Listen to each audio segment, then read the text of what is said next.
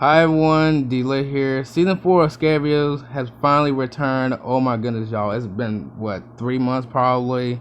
I don't know how long it's been, but basically I couldn't find a top 10 holiday videos reactions. For some reason I kind of lost it. But I'll just have to react to this one. This one is a Christmas Eve horror story animated by Llama Arts. Finally been back. It's been a while. But yeah, I don't wait no time as always. Let's get right to this. And also the video will be the screenshot as well. Let's see what's gonna happen in Christmas Eve. A Christmas Eve horror story. I mean, it's been a long time. All right, here we go. Playing that little Christmas. Last year on Christmas Eve, I was working late. Okay. I'm 23. I work in New York City and commute home every day on the train. See December 24th right there? Since I'm one of the younger ones in the office, I got stuck with one of the worst shifts, so I wasn't able to get home until 5 o'clock. Look at all those file papers. My family had already left a whole hour earlier to go to my cousin's house, so I had to drive alone. Oh. After having a quick snack before the half-hour drive, I got back in my car and put my cousin's address into my phone. Okay. GPS. Halfway through the drive, it started snowing.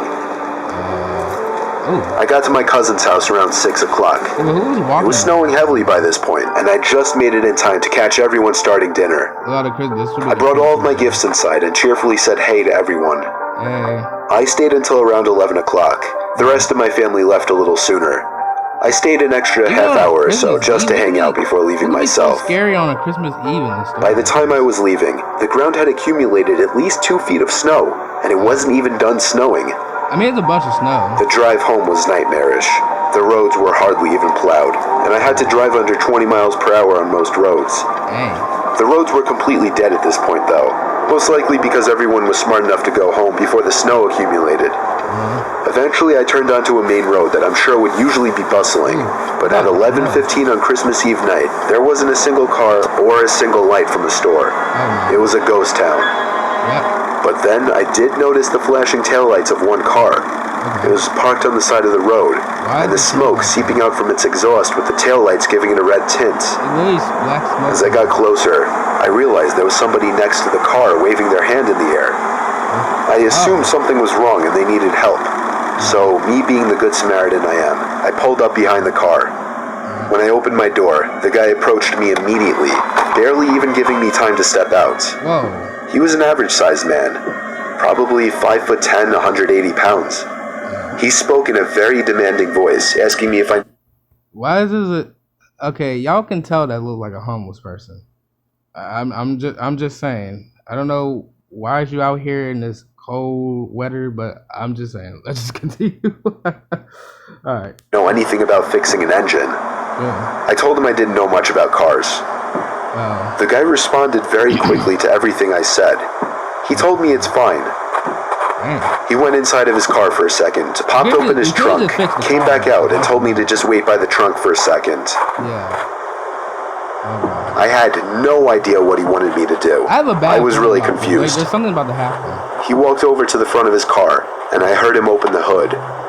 I couldn't see anything he was doing since the trunk was blocking my view, and the loud wind of the snowstorm overpowered any small noises he might have been making.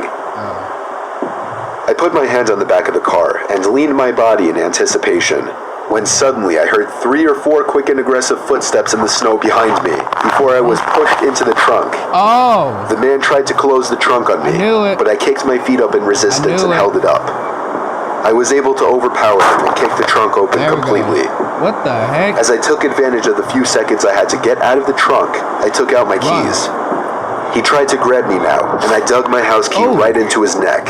Oh! He fell to his knees, and his scream echoed down the deserted street. Right in the neck. I was in my car and halfway down the road before he could even get up from his knees. Oh no. A little further down, I called 911 and reported the guy.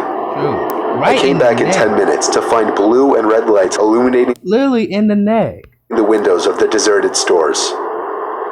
The police held him until the ambulance arrived for him. I watched the whole thing, and nothing ever felt better in my life. I got home safely half an hour later and told my family everything. I knew I didn't trust I was still very shaken that Christmas, and this remains possibly the most horrific thing I've ever experienced.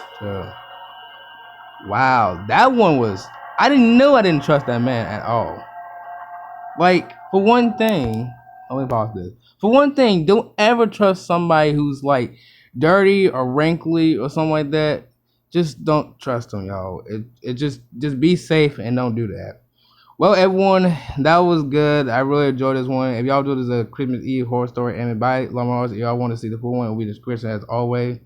Yep, but I will see y'all tomorrow with the Rocket League tournament video, and y'all already know the rest. Yep, bye.